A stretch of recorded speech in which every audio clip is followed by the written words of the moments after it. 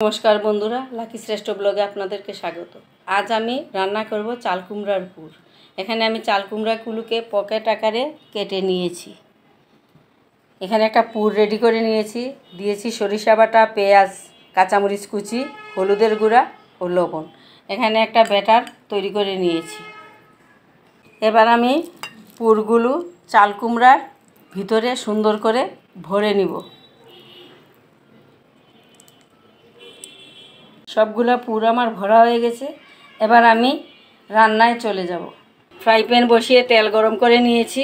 এবার আমি চাল কুমড়াগুলো ব্যাটারে ডুবিয়ে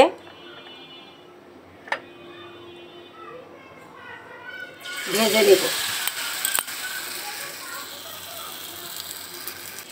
বন্ধুরা, তৈরি হয়ে গেল আমার চাল কুমড়ার পুর। এবার নামিয়ে পরিবেশন করব। বন্ধুরা, তৈরি হয়ে গেল আমার চাল কুমড়ার পুর। এই রান্নাটি যদি আপনাদের ভালো লেগে থাকে তাহলে অবশ্যই আপনারা আমার পাশে থাকবেন, আমাকে এগিয়ে যেতে সাহায্য করবেন। ধন্যবাদ সবাইকে।